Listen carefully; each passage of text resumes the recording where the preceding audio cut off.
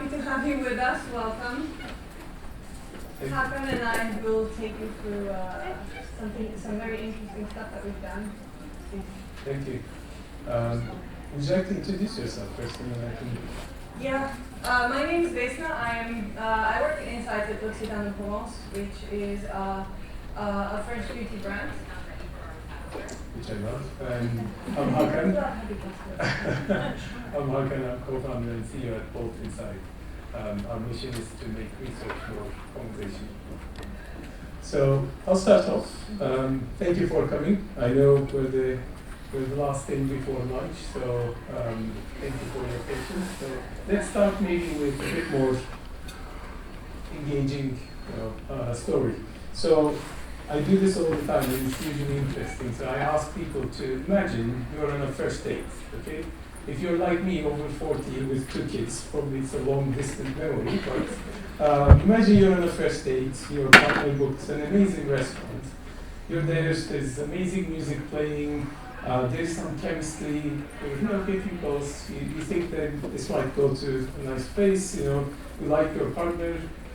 And then, just as you think, things are going well, your partner reaches out to their bag, pulls out a clipboard, and says, "This session will last 45 minutes. I will ask you some questions. Please answer honestly. First one, on a scale of 1 to 10, how attractive am I?" Like, 10. That was the lowest score. Thank you. Next one. How likely are we going to have a second date? On a scale of 1 to 10. 8.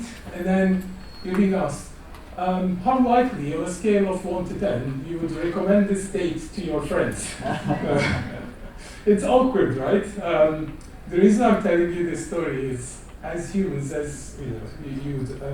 sure you would agree, we don't communicate through multiple choice questions. We communicate through conversations. And I think we lost that a bit in research, right? So that's our mission, bring back the research, the conversation into research, because that's how as humans, we communicate and understand each other. The reason why it existed in the first place was to scale things, obviously, but if you look at the history, it was door-to-door interviews. They were phone interviews, and then after the online transformation, to be honest, everything pretty much became a bit like a blind box-ticking exercise with multiple choice surveys. I'm not saying closed-end questions should disappear completely. Sometimes it's good to give people some context and quantify things, but it has to come within a conversation to be able to understand really the why behind the what.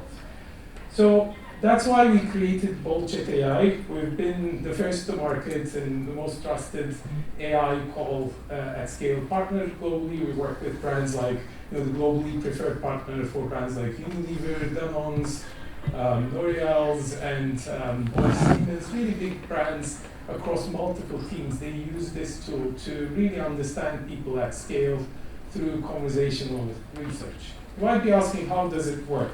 I don't know, how many of you are familiar with AI-moderated qualitative research? Just put your hands up so that I can... Okay, great. I think it's getting more popular. 5 years ago when we started this company, when I said AI moderates calls, people were looking at me like we're idiots. Now it's getting more popular, which is great. So the way it works is it's actually a self-serve platform, but also we have amazing qualitative researchers who can support you with project setup, additional reporting. We believe in human in the loop, which I will explain more about, but basically it can be used as a self-serve platform. You log in, all you have to do is give your target audience definition. You can set even custom screeners, and then a research objective. AI immediately understands what you're trying to do, suggests a discussion guide with all the questions it wants to ask. It's customizable. You can add questions, change questions, add stimuli, photos, videos of what you want AI to show to people and ask questions about. Once you're okay with that, the tool, by the way, works in more than 50 countries in local language, so you can see immediately the translations as well. You can comment, change some of the translations, and AI would refer to that word in the exact way that you have specified. You can provide probing instructions, so if you want AI to apply certain logics or if you might say if people don't spontaneously mention something, please probe on that. So you really can customize how you want AI to moderate the conversation.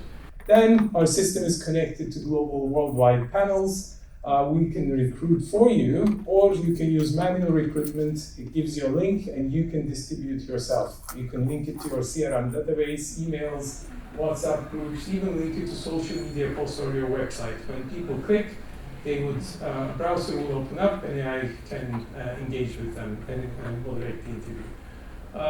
During the interviews, it's a multimodal format, so people can respond with video, voice, text, photos. It's really multimodal. AI can speak as well, so it can almost do phone call type of interviews as well. And finally, once all the interviews are done, AI generates a report with executive summary, key insights. It even does create consumer personas based on commonalities and differences that it spots within all those interviews. And then you can even chat with those personas, like AI digital twins of your personas. So it's a very nice and engaging way to speak to your data, understand it better, and familiarize yourself with your segment and cohorts. So, quick video on how the respondent experience also works. So people take it as in their downtime, they can text. It happens on a mobile browser. They don't need to download any app, so it's really easy for them to respond. They can use videos to respond as well. Since taking these vitamins, I definitely say my body feels more healthy. I used to feel quite fatigued in the morning, and like I said earlier, I used to get headaches quite often. They can do voice notes, they can share photos. AI can capture what's in those photos and ask questions as well. So in this one, it's a vitamin pack. It would recognize what's inside there. If it's not relevant, it would ask to retake again, and then it can ask questions about it. So my last purchase, I actually went in store to Boots. I'm very lucky that I actually live quite close to my local store.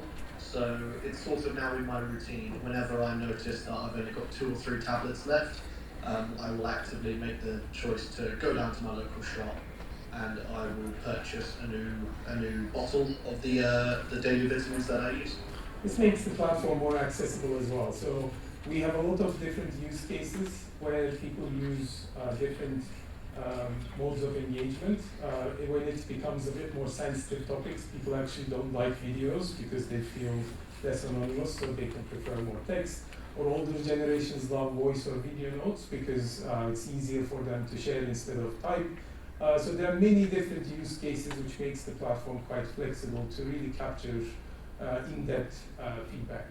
So what makes us different? I know you said you've seen a lot of other solutions out there, AI moderated solutions, but not every AI moderator is the same. I think that's very important because first of all, before BoltChatAI was BoltChatAI, it was BoltChat without the AI. So it was a human moderator to human respondent connection tool, chat tool. So what we've done is we've created thousands of interviews, expertly moderated interviews, and then use that to train AI on. So I always give the example, it's almost like LLMs are great high school grads, but they need to be taken to the college to be trained on research. So that's what we've done. It's not just any ChatGPT wrapper solution. It's been trained with actual expert techniques, moderations, so it knows exactly what to do to unlock surface more deeper insights. Second, we have a dual agent moderation.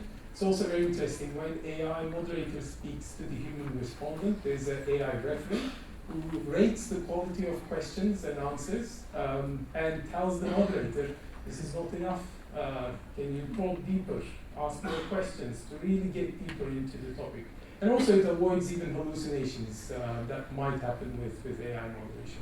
There is creative probing, so AI now senses strong emotions, opinions, strong opinions and emotions, and probes deeper to really get to the bottom of it. And finally, human plus AI.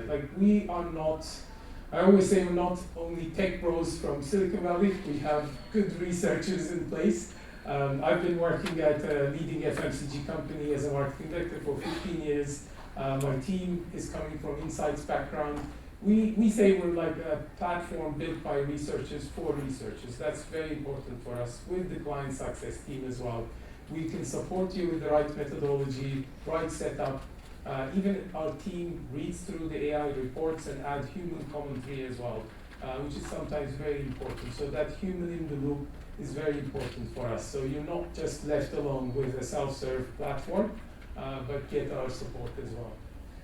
So that reflects in the moderation. So very quickly I will tell. So we've actually compared a few different AI moderators. What we've seen is, in our version, we actually tested to the extreme. So what happened is, we acted as a respondent and said, when a question came, we said like, I don't know, or do I have to answer that? And in our version, AI was trying to build empathy and trying to rephrase questions to get to the answers.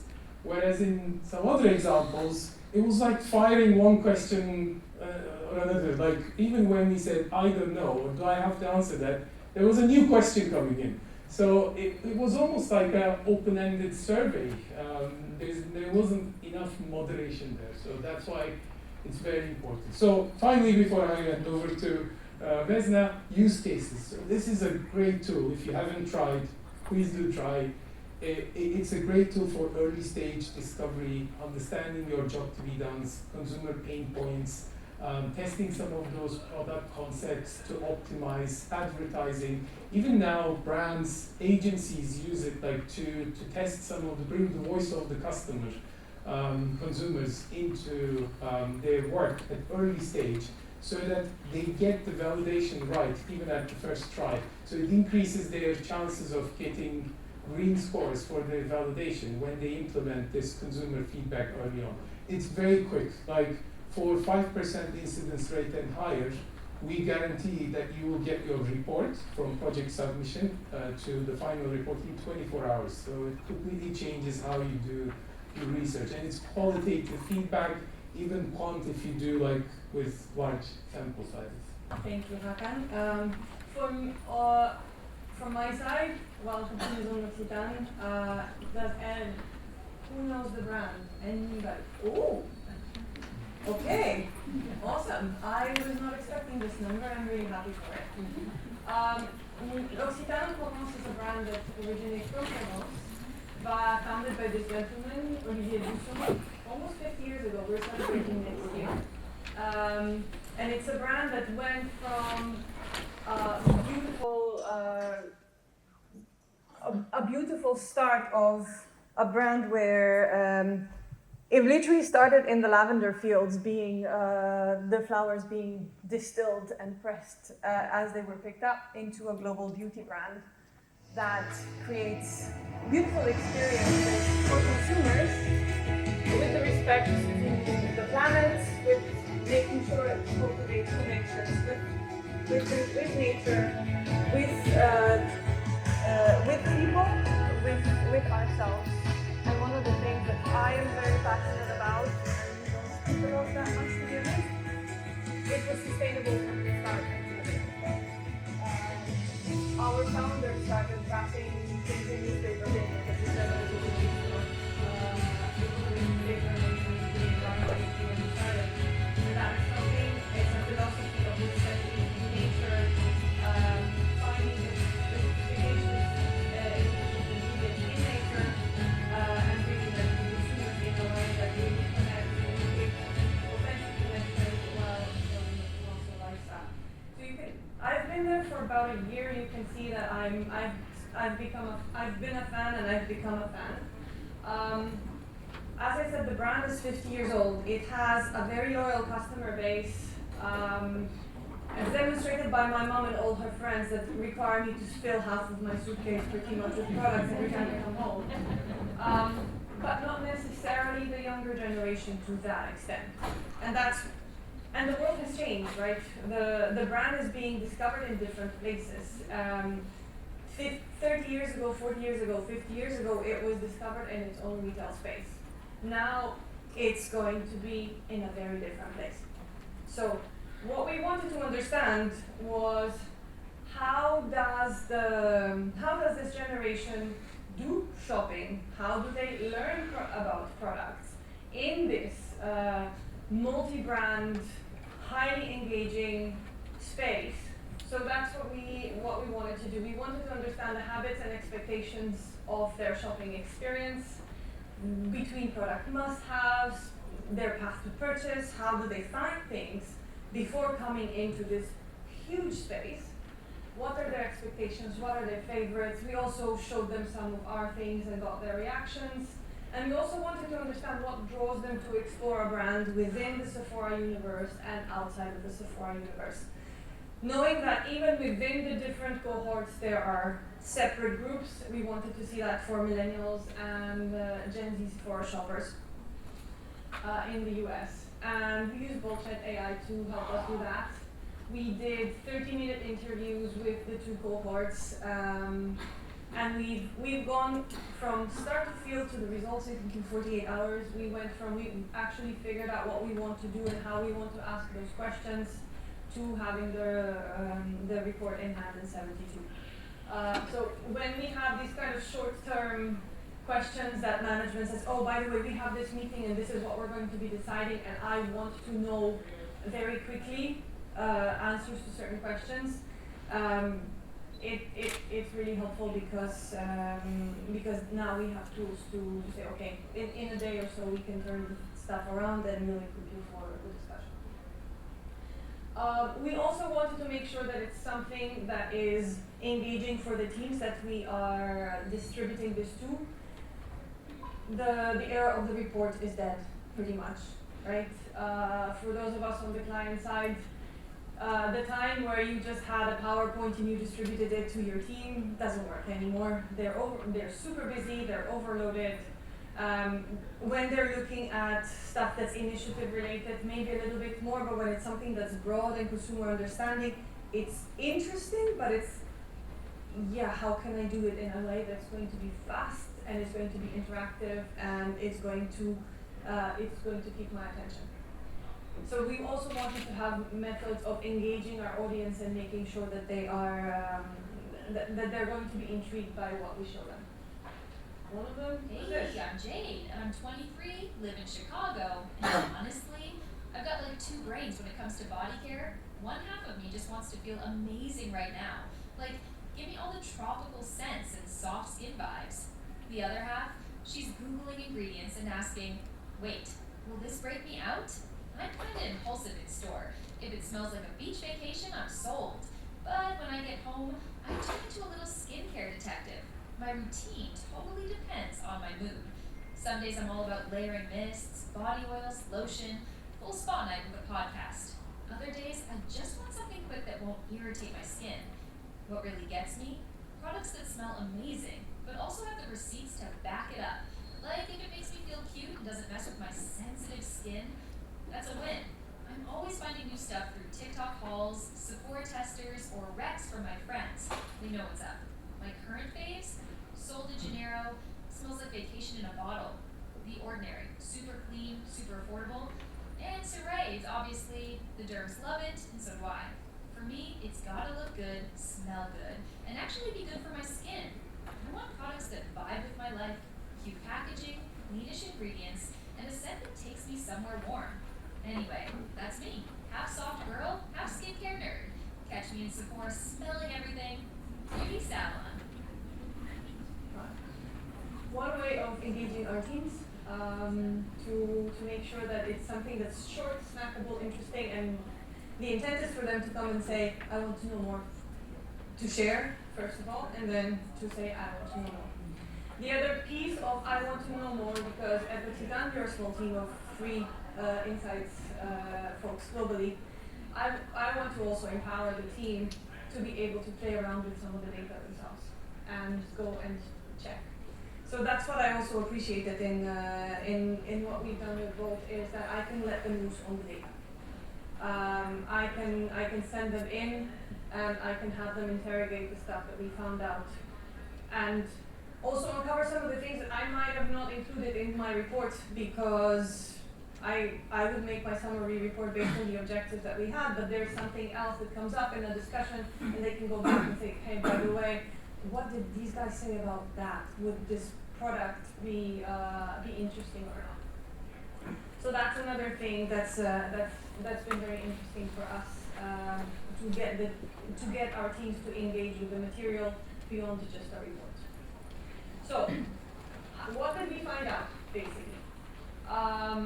We found out quite a bit about the consumer context and the nuances. So when we talk about the Gen Z generation, we had discussed with them about what's their routine and what does it serve. They're telling us that it's a system for self-expression. We've all been there, we've all been 20, especially all of us ladies. You just want to explore because there's not necessarily something that you're trying to work with or against or delay or fix or whatever. It's just I'm having fun and I'm exploring what works for me. The purchase is always about function and efficacy, but primarily it's about feeling, and you'll see it's about feeling connected to trends, to be in the know, to follow what's hot or not, and that also connects to who they trust. It's always my online community, the TikTokers, the as realistic influencers and as authentic influencers as I can find before my own discovery. Now for us millennials, it's more about building around routines that work for us with hero products that are efficient and they bring us delight. It's more about functionality first, and the delight and the feeling comes from, yes, this works and makes me feel good. And then the same thing about the system of trust. It's about what I know and what my trusted social circle knows before I go and I verify online. So we will, yes. When we look at the shopper journey flow, we went through all of the different steps, and what you can see here is that for Gen Z, we see it's overwhelmingly sparked by, you don't shop in store anymore, the shopping and the interest happens online.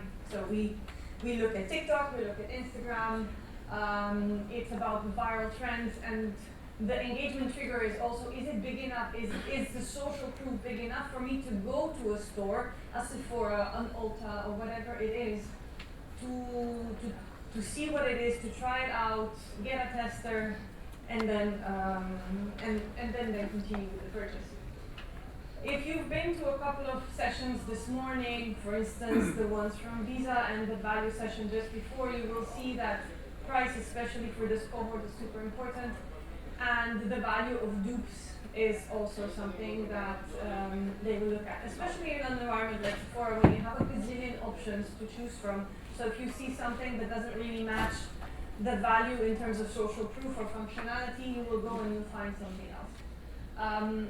The same thing is if the price is high in the channel, they're channel agnostic. They don't think about, let me go into this 5 channels that I know already, but they rather go and they will shop around to find a better alternative.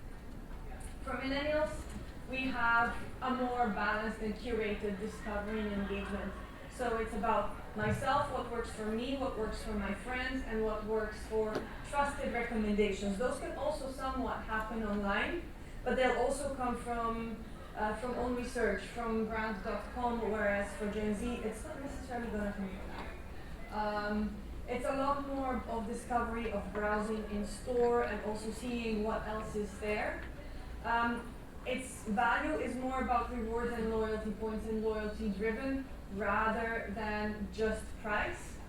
And then for them to go and buy it elsewhere, it's more about an ecosystem that's already established and known rather than finding something wherever they will for the better price.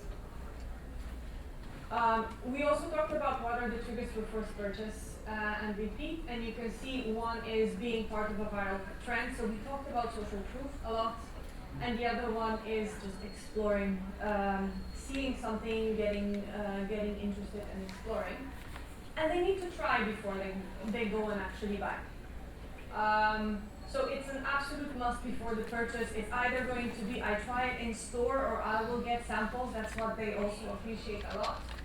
And then if it delivers the promised performance, then it will be repurchased. For Gen Z, it's yes, it does what it says. It basically, they say it does what it promised to do. So what I've seen in socials, it actually does for me. And for millennials, it's reliable, it's constant, it really does deliver, and it has a superior sensorial. And when we talk about sensorial, we don't speak just about fragrance, which is one of the key things, but we also talk about haptics. We talk about texture, we talk about skin feel, and things like that. So they are really, really a little bit more of a discerning customer in that sense.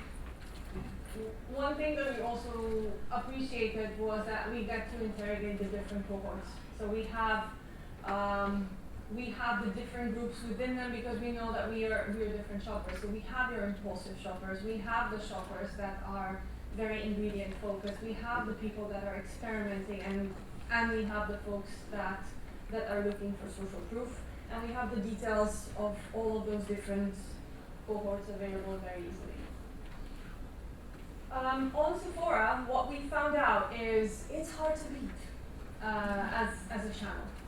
Not that we wanted to, but from what we see, it really delivers on the functional and on the emotional side. So it's convenient. There's so many options that you can choose from in one store. It's try before you buy. You have a rewards program and you have better value. And then from an emotional side, also you have the thrill of discovery. It's a little bit, it's the hunter versus gatherer thing, right? All of us gatherers go into the store and see what else is new. Let me see what else I need. Oh, I need this more. This looks interesting. How about I try? And it's confidence of I can try. I have an emotional safety net, and then I'm in the know. I'm shopping in places that are fashionable, and I'm in the know of what's hot and what's not. For instance. Energy, it would be more willing to work with the people, knows what the people want, and they do everyday products. So, with all of that, shoppers don't feel a lot of need to go somewhere else. But if they would, social proof and incentives we talked about before, a different experience in store would have been a must, because Sephora is wonderful and it's full and it's bustling and it's vibrant and it can be overwhelming at times. So another experience would need to be very different, very curated, very personal, very calming. And the other thing for Gen Z was I will not go into a store if I don't think I'm going to make a purchase there. They were saying they were not very comfortable going in there and just exploring and not into this kind of one brand store and not knowing what they want, at least something that they wanted to buy.